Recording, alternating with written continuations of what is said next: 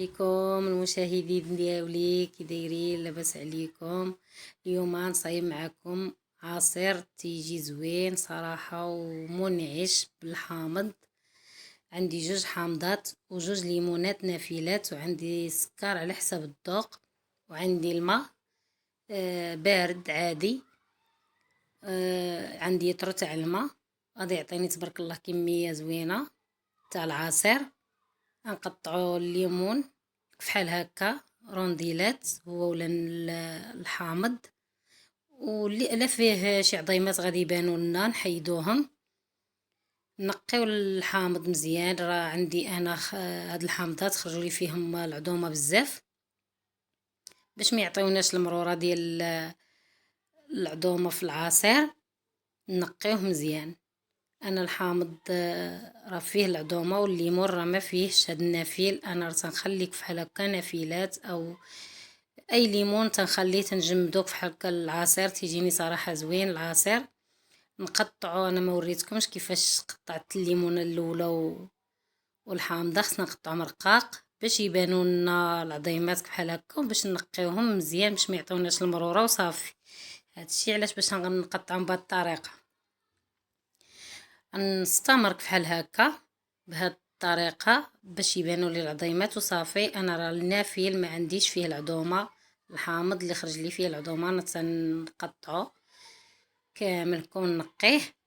ضروري باش نقيو على حساب باش ما يجيناش العصير مر. وهاد العصير راه تيجي صراحه زوين ومنعش صراحه بارد. تيجي المذاق ديالو زوين تاع الحامض والليمون. غنبقى مستمره بحال هكا نقيو العظيمات ديالنا من الحامض كامل باش ما يجيناش مر. انا قطعته كامل ونقيت نقيته من العظيمات صافي. دابا غادا نخلطو نطحنوه في الخلاط الكهربائي. غادا ناخذ الخلاط وغادا نفرق هاد الكميه على 2 باش يتطحن لي مزيان. ناخذ الليمون ديالي والحامض، ناخذ النص فيهم والنص نخليه تنعاود نطحنو تا هو.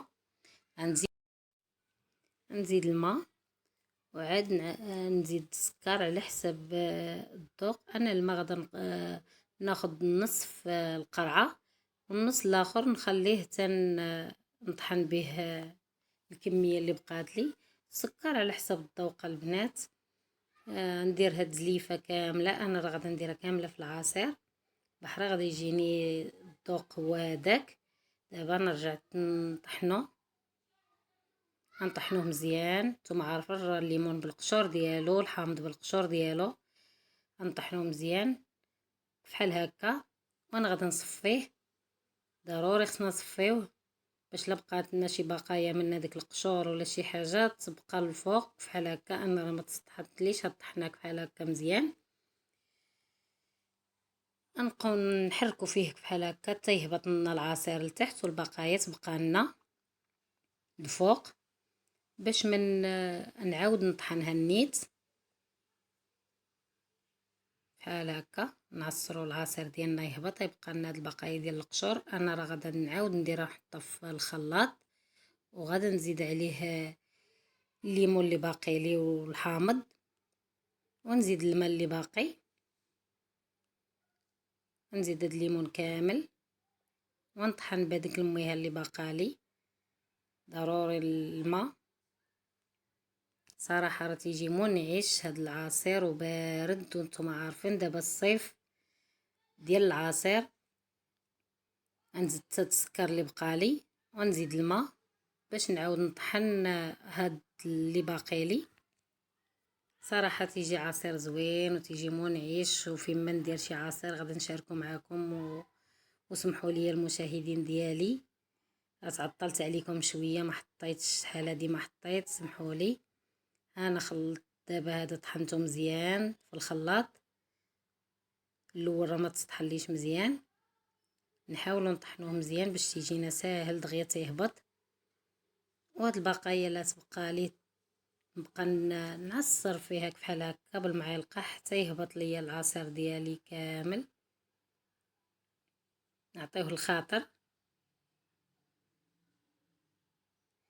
صغيت تطحن مزيان باش يهبط دغيا، وتيجي خاطر هاد العصير راه تيجي منعش صراحه بالحامض. نتوما عارفين عصير الحامض والبرتقال تيجي زوين.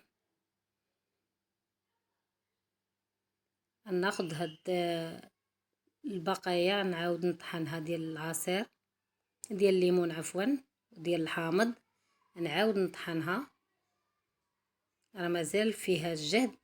انا طحنته وغادي نصفيه كما في الاول بحال هكا. هي تطحن العصير وغاد تطحن مزيان تيهبط لنا داكشي، ما تيبقاش بزاف هذيك البقايا وتيجي خاتر. والقشور ديال الحامض وقشور تاع الليمون هما اللي تيخطروا لنا هذا العصير ديالنا، راه تيجي صراحه زوين. خص غير يكونوا جامدين مزيان الليمون والبرتقال الحامض. هاد البقايا اللي تبقى دابا غادا نحيدها، ما غاداش ناخذها، ما نعاودش نطحنها. ها العصير ديالي شوفوا كيفاش جا خاطر صراحه وجا زوين. وبقاو معايا حتى النهايه باش نكبوا في القريعات ديالي وتشوفوا الشكل النهائي ديالو. صراحه تيجي زوين. هاد العصير تيجي منعش وبارد. ها هو العصير ديالي. هاد القريعات جاوني بجوج عامرين بيطرو تاع الماء. شوف تبارك الله شحال عطاني. وتيجي صراحه زوين وبارد ومنعش. نتوما عارفين العصير في هاد الصيف راه ضروري العصير، ما كاينش شي نهار اللي ما نشربوش فيه العصير. ولو لفناه صافي نبقاو دائما ما نستغناوش عليه. غنخوي معكم العصير ديالي في الكويسات.